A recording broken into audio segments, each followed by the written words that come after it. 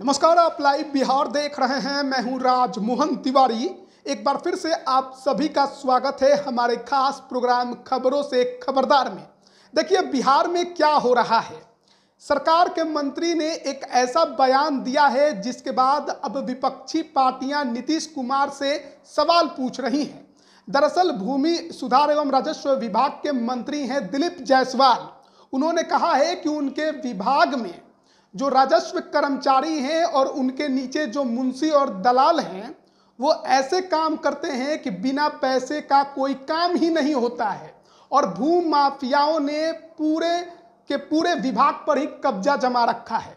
अब मंत्री जब ऐसा बोलेंगे तो विपक्ष के हाथ में मुद्दा तो मिलेगा ही, लेकिन इसके अलावा चर्चा हम सियासत पर भी करेंगे, क्योंकि रुपौली उपचुनाव का रिजल्ट आया है और रिजल्ट किसके पक्ष में गया तो निर्दलीय के पक्ष में। सीमांचल में एक बार फिर से एक निर्दलीय ने एक सीट पर कब्जा जमाया है, पहले पप्पू यादव और अब शंकर सिंह।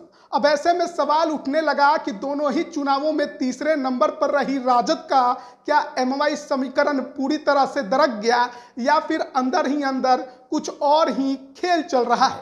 बात करने के लिए हमारे साथ वरिष्ठ पत्रकार रवि रंजन जी हैं और वरिष्ठ पत्रकार प्रवीण बाकी हैं। सबसे पहले सवाल तो मंत्री दिलीप जायसवाल के बयान से, जो कह रहे हैं उसमें कितनी सच्चाई और नीतीश कुमार के छवि का क्या है? दिलीप जायसवाल ने जो कहा है उसका स्वागत होना चाहिए और उन्होंने ये हिम्मत दिखाया है। सबसे बड़ी बात है कि उन्होंने ये साहस दिखाया कि सच कह सकें, क्योंकि सरकार में जो जाते हैं वो सच को छिपाने की कोशिश करते हैं, क्योंकि सच उनके खिलाफ होता है, तो इसलिए लिपापोती होती है। मगर दिलीप जायसवाल इस मामले में उनको बधाई मिलनी चाहिए कि उन्होंने दो टूक शब्दों में सच बयां कर दिया है। मगर उसमें ये है कि अब इस सच से वो कैसे निपटेंगे, इसकी कोई कार्य योजना नहीं दिख रही है। वो अपने विभाग के कर्मचारियों के एक वर्कशॉप में बोल रहे थे पटना में, और उसमें उन्होंने कहा कि मैं जहाँ जाता हूँ वहाँ हमारे विभाग के भ्रष्टाचार की शिकायत लोग करते हैं कि बिना पैसे के यहाँ कोई काम नहीं होता। तो उन्होंने कहा कि मैं ये आश्वस्त करता हूँ कि मेरी कुर्सी भ्रष्टाचार में लिप्त नहीं होगी। अब इसके कई मायने निकाले जा सकते हैं, यानी कि इसके आपके पहले जो मंत्री थे उस कुर्सी पर बैठते थे वो भ्रष्टाचार में लिप्त होंगे, इसलिए आपने उनसे अपने को अलग किया कि मेरी कुर्सी इस भ्रष्टाचार में लिप्त नहीं होगी। और उन्होंने ये उम्मीद जाहिर की कि क्या अधिकारियों और कर्मचारियों से उम्मीद करूं मैं कि विभाग भी भ्रष्टाचार मुक्त होगा, तो इस पर कोई रिस्पांस नहीं मिला। अच्छा, सच्चाई ये है कि हर काम का वहाँ रेट बन रहा है और सीओ का जो तबादला होता है उसमें 5 से 10 लाख रुपए का भी रेट बंधा हुआ है, और वो पैसा कहाँ कहाँ बटता है ये कोई रहस्य नहीं है, सब लोग जानते हैं। और उसी में कई बार ट्रांसफ़र रुका है मुख्यमंत्री के स्तर से। जब ज़्यादा शिकायतें मुख्यमंत्री के पास भी पहुंच जाती हैं तो जून जुलाई में जो ट्रांसफ़र होता है मुख्यमंत्री ने उसको रोका है। पिछले ही बार महागठबंधन की सरकार में आलोक मेहता ने किया था तो रोक दिया। उसके पहले जब बीजेपी साथ में थी तो राम सूरत राय जी थे, तब भी रोक दिया था। हाँ, तो बहुत उस समय तूफान मचाने की कोशिश हुई थी, मगर फिर वो शांत बैठ गए। दोनों मंत्री फिर शांत बैठ गए और कोई उन्होंने प्रतिकार, उसका प्रभावी प्रतिकार नहीं किया। इसका मतलब कि जो आरोप लगे थे उसमें कहीं ना कहीं सच्चाई थी। तो इससे कैसे निपटेंगे?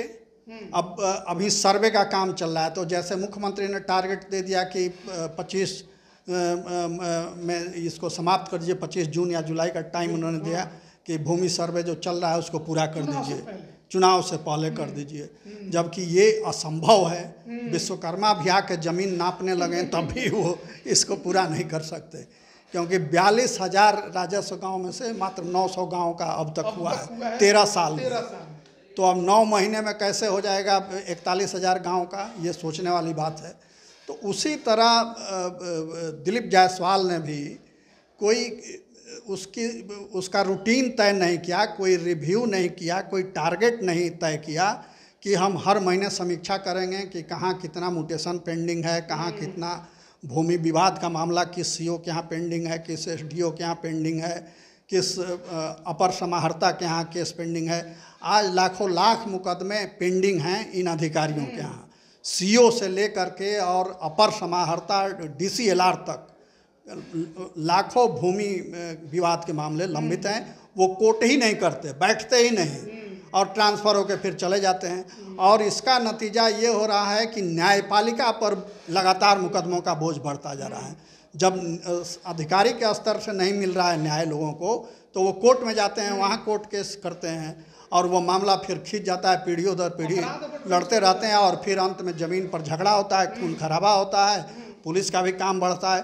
तो कुछ अधिकारियों के, एक विभाग के अधिकारियों के भ्रष्टाचार और अकर्मण्यता के कारण न्यायपालिका भर पे ही बोझ बढ़ रहा है, पुलिस का भी काम बढ़ रहा है और सरकार की भी फजियत हो रही है। मगर मुख्यमंत्री इसमें बहुत गंभीर हैं, मगर उनकी गंभीरता का कोई परिणाम सामने नहीं आ रहा है। नीतीश कुमार जी तो पैर पकड़ने को तैयार, पैर पकड़ने की ये नौबत आ गई है सरकार की कि वो माने दंड दे करके वो नहीं सुधार पाए, तो अब पैर पकड़ के गांधीवादी तरीका अपनाने की कोशिश कर रहे हैं। मगर जब दंड उनको नहीं सुधार पाया, और एक्चुअली दंड तो दिया भी नहीं गया किसी को, आप 4 टॉप ऑफिशियल को सस्पेंड कीजिए, देखिए, और महीने में रिव्यू कीजिए कि हर महीने इतने केसों का निपटारा आपको करना है।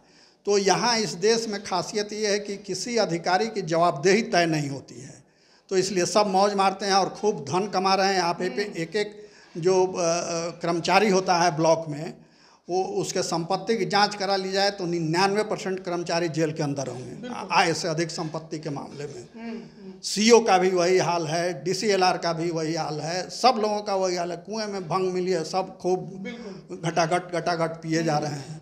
तो मंत्री जब कुछ इस पर कठोर कदम लें, 10-20 अफसरों को, 10-50-100 कर्मचारियों को दंडित करें, सस्पेंड करें और बर्खास्त करवाएं नौकरी से, तब माना जाएगा कि वाकई उनके दिल की पीड़ा है और वो चाहते हैं कि विभाग की छवि सुधरे, सरकार की छवि सुधरे और लोगों को राहत मिले। लोग बहुत पीड़ित हैं बिहार में भूमि विवाद को लेकर के, मगर कोई रास्ता उनको नहीं दिख रहा है। अब जब बिहार सरकार के मंत्री ने ये बात मान ली है कि भ्रष्टाचार से पूरा विभाग लिप्त है, तो अब सुधार के लिए भी तो कदम उठने चाहिए, क्योंकि केवल मान लेने भर से क्या होगा। बिल्कुल कदम उठने चाहिए। और ये जो ऐसी समस्या है भूमि सुधार विभाग की, वो एक ऐसे कैंसर का रूप ले चुकी है जिसके लिए बड़ा ऑपरेशन करना पड़ेगा। जब तक वो काट के हटाया नहीं जाएगा तो वो पूरे शरीर को खा जाएगा, वो सरकार को माने खा जाएगी ये जो भ्रष्टाचार है। तो उसके लिए बड़े ऑपरेशन की हो। ये जो दिलीप जायसवाल हैं, अभी जो उन्होंने जो बातें कही हैं, इस विभाग के कई मंत्री इस प्रयास में हटाए गए हैं। तो आप देखिए, रामसूरत राय ने जब विभाग के अपर सचिव ने कुछ कर्मचारियों पर उस पर कार्रवाई की, अनुशंसा की, तो उस संचिका पर उन्होंने रोक लगाई। ये रामसूरत राय पर आरोप, उन्होंने रोक दिया, कार्रवाई नहीं होने दिया। और आलोक मेहता ने भी एक तरह का इस तरह का प्रयास किया था जब भूमि सुधार मंत्री थे, तो उनको भी विभाग छोड़ना पड़ा था बाद में। तो ये जो कह रहे हैं कि मेरा पद जो है वो नहीं रहेगा, भ्रष्टाचार में लिप्त नहीं रहेगा, ये उनका अपना कमिटमेंट है, लेकिन वो खुद कितने देर तक उस पद पर बने रहेंगे ये बहुत बड़ी मुश्किल है। आप सोच सकते हैं कि विभागों के मंत्रियों को यानी उन्होंने ट्रांसफ़र पोस्टिंग कर दिया बड़ी संख्या में, ये रामसूरत राय ने, तो मुख्यमंत्री ने उस पर रोक लगा दी। और मुख्यमंत्री जो प्रधान सचिव होते हैं विभाग के या अपर मुख्य सचिव जो होते हैं, चलती तो उन्हीं की है, मुख्यमंत्री एक एक संचिका उनके पास जाती है। तो क्यों नहीं कहा जाए कि ये ऊपर लेवल तक ये भ्रष्टाचार है। ये जब प्रधान सचिव की चलती है, जब मुख्यमंत्री उसमें इंटरफेयर करते हैं, तो कहाँ तक ये भ्रष्टाचार है उसको देखना होगा। तो दिलीप जायसवाल जो बातें कह रहे हैं, उनको सबसे पहले तो अपनी कुर्सी बचानी होगी कि वो कब तक रहेंगे। हाँ, कुर्सी खतरे में चली जाएगी। ये भ्रष्टाचार इसलिए मैंने कहा कि वो कैंसर जो बन गया है, कहना है कि माफिया का इतना बड़ा वहाँ पर कब्जा है, बिल्कुल जबरदस्त कब्जा है और किसी भी समय उनको अपना पद छोड़ना पड़ जाएगा, ये स्थिति है। आप सोचिए ना भाई, के पाठक जैसे व्यक्ति जिनका बोर्ड लग गया उस विभाग के आगे और उन्होंने अपना बोर्ड हटवा दिया और कहा कि हम इसमें ज्वाइन नहीं करेंगे। वो जानते हैं कि वो जिस तरह से उद्योग विभाग में वो फेल हुए थे, इसमें भी फेल होंगे, और ये यहाँ पर उनकी हेकड़ी नहीं चलेगी, शिक्षकों पर चल गई। और शिक्षकों, आप सोच सकते हैं कि एक अधिकारी ने शिक्षा विभाग को किस कदर सुधार दिया। एक एक व्यक्ति काम करने लगा, शिक्षक समय पर जाने लगे। तो एजुकेशन डिपार्टमेंट के क्लर्क को ये ड्यूटी दी गई थी कि आप स्कूल में जाइए। एक एक व्यक्ति को 10-10 स्कूल दिया गया था और उनको हर रोज जाके वहाँ करना पड़ता था। ये काम क्या राजस्व विभाग में नहीं हो सकता है, भूमि सुधार विभाग में नहीं हो सकता। आप कर्मचारियों को ड्यूटी नहीं दे सकते, वो एक एक को चेक कराइए। हम आपको ये बता रहे हैं कि अमीन का तो छोड़िए, अमीन, सरकारी अमीन ने 3-3 प्राइवेट अमीन को अपने अंडर में बहाल किया हुआ है अवैध तरीके से। वो कहता है कि ये भी सरकारी है, अब जाके काम करता है, और 1500 रुपया एक कट्ठे की ज़मीन के नापने की पैसा लेता है। उसके अलावा राजस्व कर्मचारी जो है वो भी अपने अंडर में कर्मचारी बहाल किए हुए और रंगदारी वसूलते हैं। हम आपको काराकाट ब्लॉक का, जो उसको ईसाड़ी या कोई दूसरे नाम से ब्लॉक को जानते हैं, काराकाट ब्लॉक में एक कर्मचारी है जिसने 4 लोगों को अपने उसमें रखा है और लोगों से वो पैसा तहसीलता है और कई पैसा वो हड़प भी जाता है। आज करेंगे, कल करेंगे, 6 महीना 3 महीना होते रहा और फिर वो मामला अदालत में चला जाता है। तो ये सवाल है। भूमि सुधार विभाग को अगर सुधारना है, मुख्यमंत्री इसमें ज़्यादा दिख रहे हैं, संजीदा दिख रहे हैं, वो बार बार हाथ जोड़ रहे हैं और कह रहे हैं, लेकिन मुख्यमंत्री को भी ये कमिटमेंट करना पड़ेगा कि मेरी कुर्सी जो है इसमें लिप्त नहीं रहेगी और मैं इसको आश्वस्त करता हूँ। ये जिस तरह से इन्होंने पब्लिकली कहा, उनको भी कहना चाहिए, क्योंकि विभागों का ये तो लालू प्रसाद यादव के समय, उसके पहले भी आप जगन्नाथ मिश्रा के समय से भूमि सुधार विभाग का ये जो कैंसर इतना बड़ा क्यों हुआ कि सरकारों ने इस पर कोई काम नहीं किया। चकबंदी के समय का आप देखिए, उस समय से ये समस्या चली आ रही है। तो आप इसके लिए एक योजना बनाइए, गांव-गांव में एक कैंप लगे हर पंचायत में, और पंचायतों को अधिकार देना पड़ेगा। पंचायतों को जब तक अधिकार आप नहीं देंगे, इसका ज़मीन, उसका ज़मीन, उसका ज़मीन, परिवारों में बंटवारा 20-20, 50-50, 100-100 सालों से नहीं हुआ है और वो अपने अपने स्तर से अपना ज़मीन जोत रहे हैं, बेटा का बेटा जोत रहा है। ये जब तक पंचायतों को अधिकार नहीं मिलेगा, पंचायतों को अधिकार दीजिए, वहाँ शिविर लगाइए और पूछिए कि ये ज़मीन किसका, ये ज़मीन किसका, इसका, और उसको जो टिक लगाइए, और जिसका हो गया उसका हो गया, आप वहाँ पर करिए। तो पंचायतों को उनका अधिकार, मुखिया को और पंचायत को अधिकार जब तक नहीं मिलेगा, इस कैंसर का इलाज संभव नहीं है। इस मुद्दे को अब मंत्री जी ने उठाया है तो राजद ने तो लपक लिया है कि हम तो लगातार कह रहे थे कि भ्रष्टाचार है, लेकिन मुख्यमंत्री जी सुशासन बाबू को सुनते ही नहीं। राजद को मौका मिल गया है तो वो मौके को भुनाएगा, इशू बनाएगा इसको। मगर राजद के कार्यकाल में क्या होता था?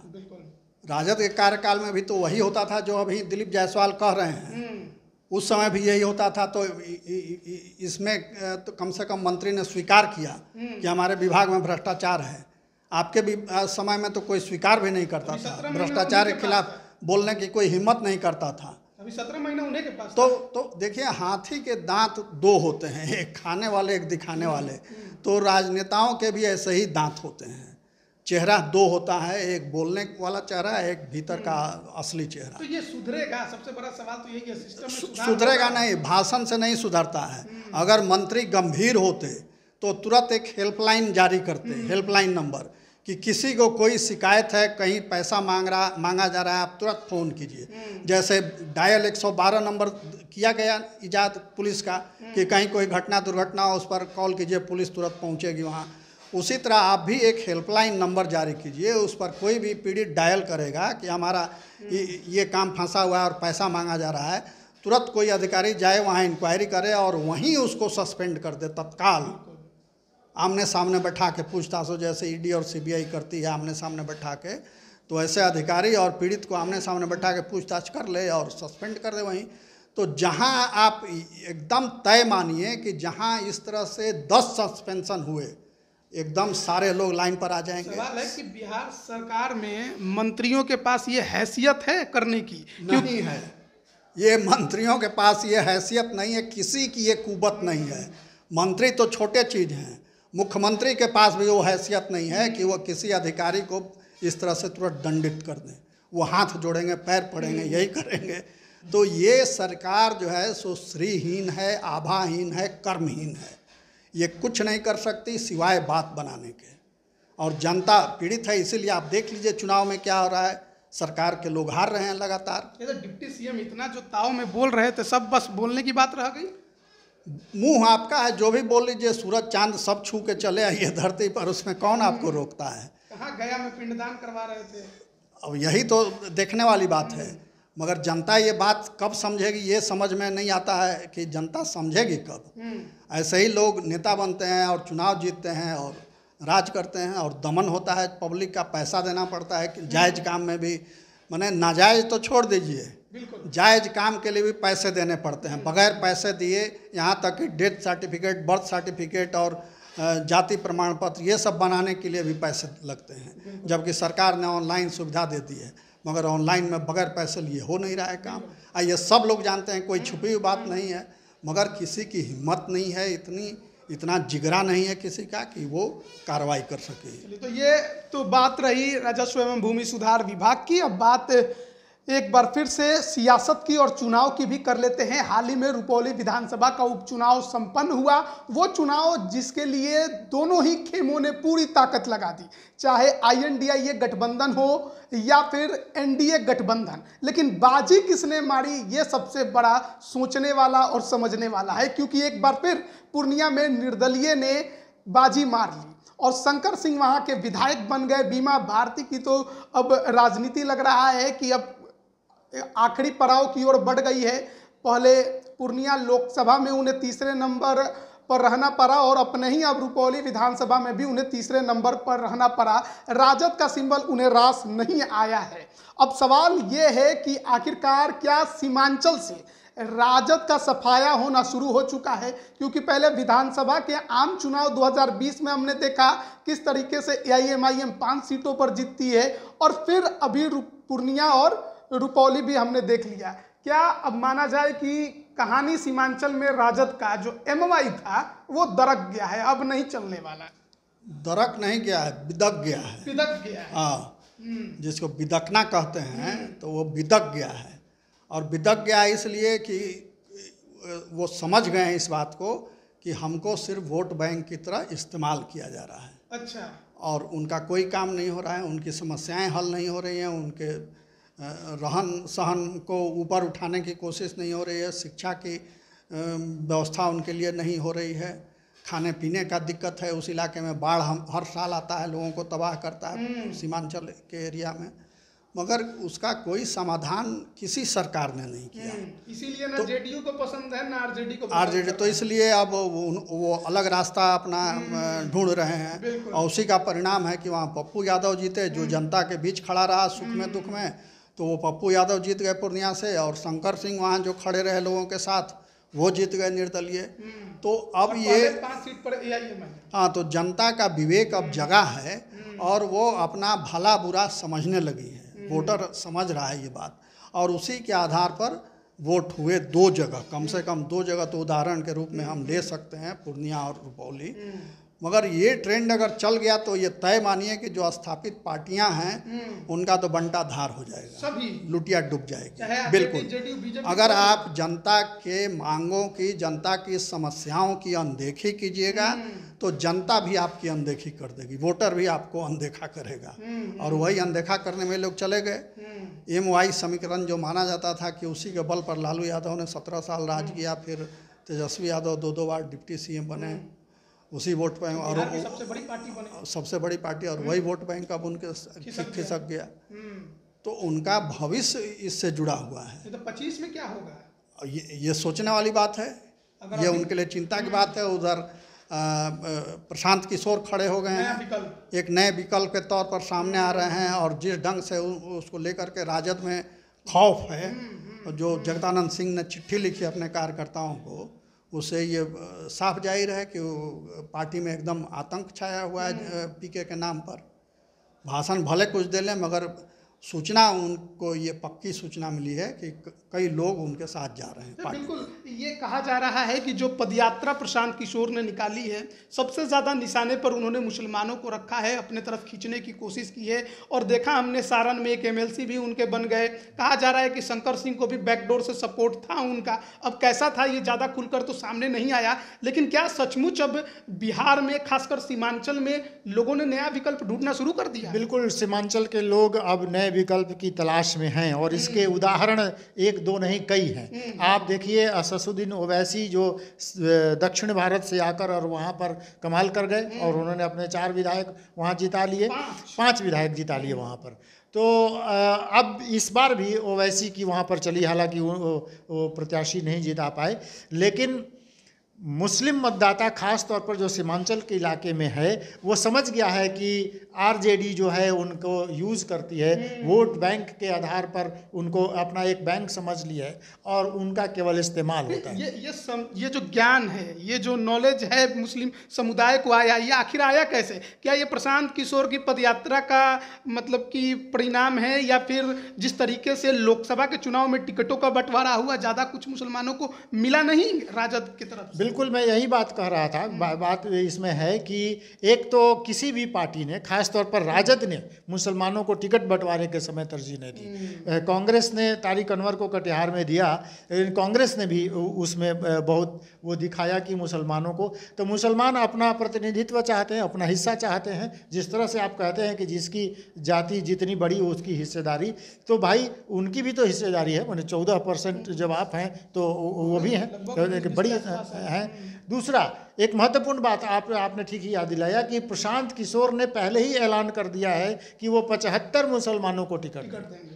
तो आप सोच सकते हैं कि जब उन्होंने ऐलान कर दिया है कि हम मुसलमानों को टिकट देने जा रहे हैं, सारण में उन्होंने अपना एक मुसलमान प्रत्याशी जिताया प्रयास करके, और इस बात की चर्चा बहुत ज़बरदस्त है कि सीमांचल में उन्होंने मेहनत किया है। जो गांव-गांव घूमे हैं, उस इलाके में जब घूमे, इस चुनाव को उन्होंने प्रभावित किया कि नहीं किया, लेकिन इसकी ज़मीन उन्होंने पहले तैयार कर दी थी। ज़्यादा सीमांचल में तो अभी गए नहीं हैं, नहीं गए हैं, फिर भी उनका तंत्र जो है, तंत्र है उनका, और वो इस क्षेत्र में काम कर रहे हैं कि मुसलमान अगर उनके साथ आ जाते हैं। इसीलिए जगदानंद सिंह को ये चिट्ठी लिखनी पड़ती है कि आप मत जाइए उसमें, क्योंकि वो मुसलमानों को टारगेट करके चल रहे हैं। और वो जो एक मुश्त कहीं पर अगर शिफ्ट हुआ, जैसा कि उम्मीद उनको भी है, ओवैसी को भी है कि इसको हम अपनी तरफ शिफ्ट कर लेंगे, तो ये जो शिफ्ट कर लिया, आधा भी शिफ्ट कर लेंगे तो उनकी बड़ी जीत हो जाएगी। और ये आरजेडी, जदयू और बीजेपी के लिए तो वोट नहीं है, लेकिन जदयू और आरजेडी दोनों के लिए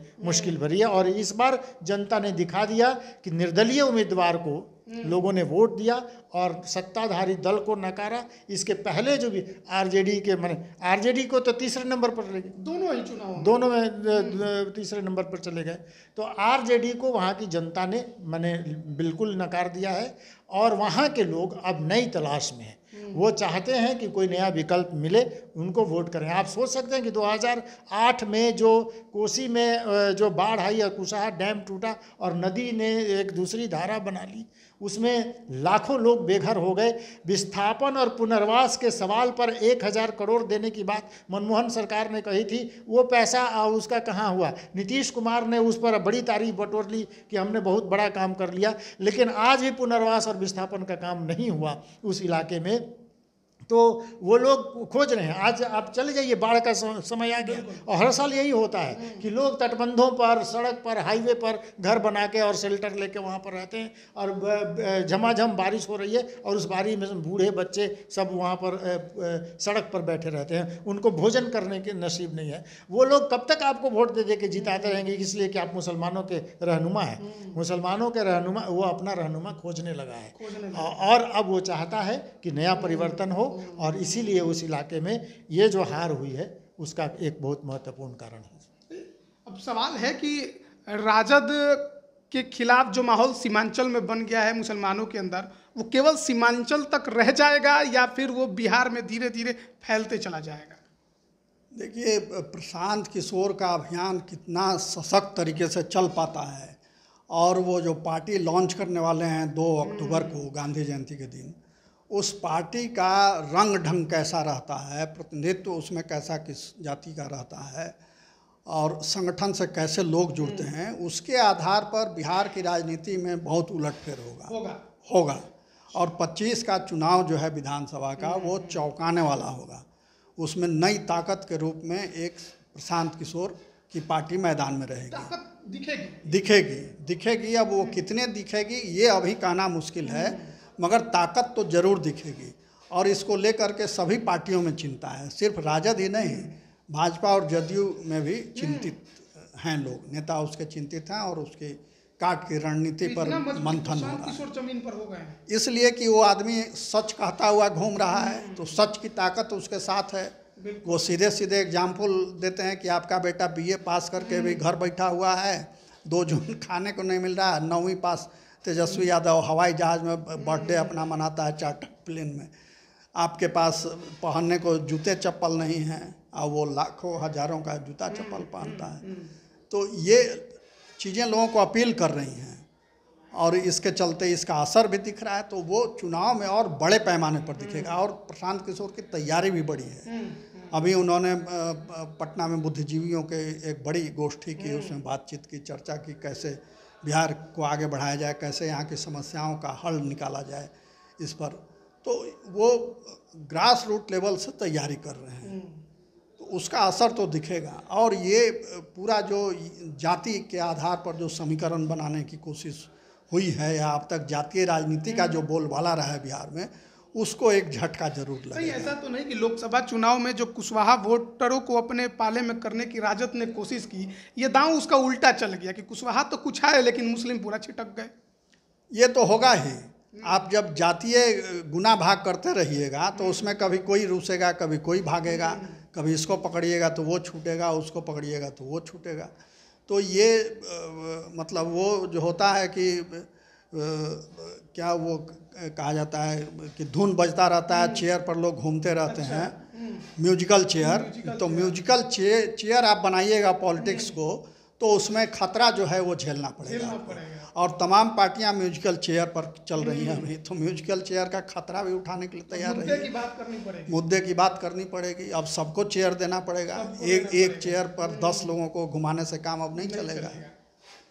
तो ये देखिए, बिहार की सियासत है और वर्तमान के मुद्दे हैं, उस पर हम चर्चा कर रहे थे। किस तरीके से राजस्व एवं भूमि सुधार विभाग के मंत्री दिलीप जायसवाल ने बयान दिया, लेकिन क्या केवल बयान देने भर से हो जाएगा या फिर उस पर एक्शन भी लेना होगा। और जिस तरीके से सीमांचल की राजनीति इन दिनों देखने को मिली है, निश्चित तौर पर राजद की मुश्किलें तो बढ़ रही हैं। अब ये मुश्किलें अभी तत्काल के लिए है या आगामी 2025 विधानसभा चुनाव तक के लिए, ये देखना बाकी है। बने रहिएगा हमारे साथ। आप सभी का बहुत बहुत धन्यवाद।